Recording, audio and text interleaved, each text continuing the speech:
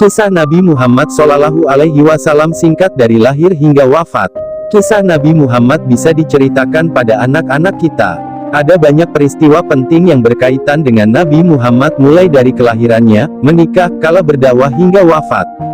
Dalam beberapa sirah nabawiyah disebutkan bahwa Nabi Muhammad lahir di kota Mekah pada 12 Rabiul Awal tahun Gajah bertepatan dengan tahun 570 Masehi. Nabi Muhammad lahir dari orang tua bernama Abdullah bin Abdul Muthalib dan Aminah binti Wahab. Abdullah merupakan seorang saudagar yang sering bepergian ke negeri Syam.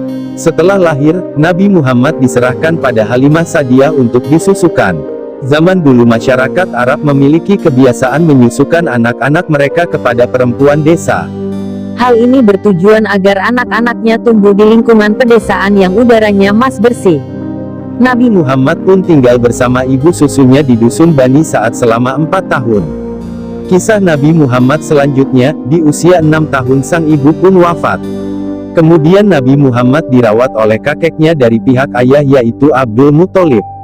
Selang 2 tahun, sang kakek wafat. Sejak saat itu Nabi Muhammad dirawat oleh pamannya bernama Abu Talib yang merupakan salah satu petinggi dari keluarga Bani Hashim. Nabi Muhammad pun sering ikut berdagang ke Syam bersama pamannya. Tumbuh dewasa, Nabi Muhammad menikah dengan Siti Hadijah.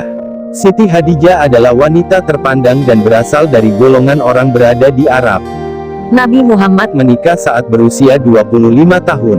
Sedangkan Hadijah saat itu berusia 40 tahun. Nabi Muhammad Mendapatkan wahyu dari Allah Subhanahu wa Ta'ala saat usia 40 tahun. Setelah mendapat wahyu dari Allah, Nabi Muhammad pun mulai melakukan dakwah. Pada awalnya, dakwah yang disampaikan dengan cara bersembunyi-sembunyi. Nabi Muhammad wafat saat berusia 63 tahun. Beliau mengalami sakit dalam beberapa waktu, suhu tubuhnya tinggi dan sampai akhirnya mengembuskan nafas terakhir. Itulah kisah Nabi Muhammad yang perlu kita ketahui.